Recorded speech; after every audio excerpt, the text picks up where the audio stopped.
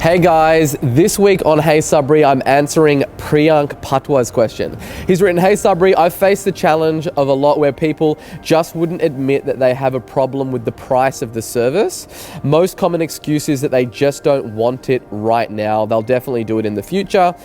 It's like they don't want to face the reality of price problem. Many even find it offensive if pushed with the same question on pricing."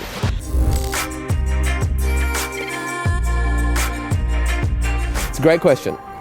So basically, what I find is that the first thing I'm going to assume that you're actually generating leads, right? And this person reached out to you, and you've obviously got them to the stage where they've wanted to look at a proposal or they've wanted to even see the price, right? So you know that there's obviously a level of interest, and then what you're coming up against is really what I call the silent objection, and it is the absolute biggest killer to all sales.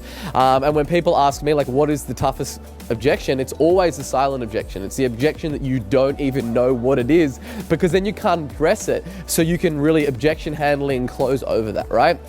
So the first thing that you want to say is like, they're like, "Oh, we just don't want to do it right now." Then I would be saying, "Cool, what motivated you to reach out," right? When we initially started speaking, you said that you've got X problem that you're really looking to solve. You leaving this is not going to help you solve that problem. So, is there anything else other than the timing that you wouldn't buy?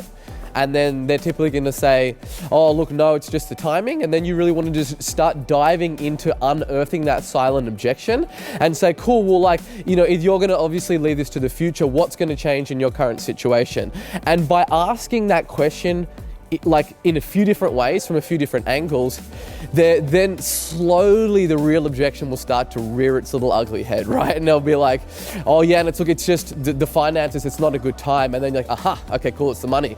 And then you'd say, something along the lines of in terms of what would it need to be, what would the price need to be in order for this to make sense and for us to really be able to move forward and get this problem solved for you. So you have to get creative in the way that you ask it. And what you really need to remember, what most salespeople don't, is that you can't get combative and you can't build pressure on the call and start to create this friction between you and the prospect. You have to still keep things very friendly, very nice. Ultimately, you're here trying to solve a problem for this person, right?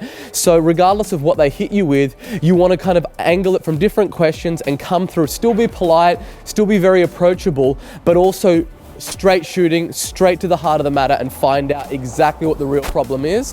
Once you've done that, you basically unearth the silent objection, and then you can start to address that, and that's when the sales really start happening. So it can get uncomfortable because that's when you know that you're getting close to a sale, when you're really getting in the weeds and having those really honest conversations with people.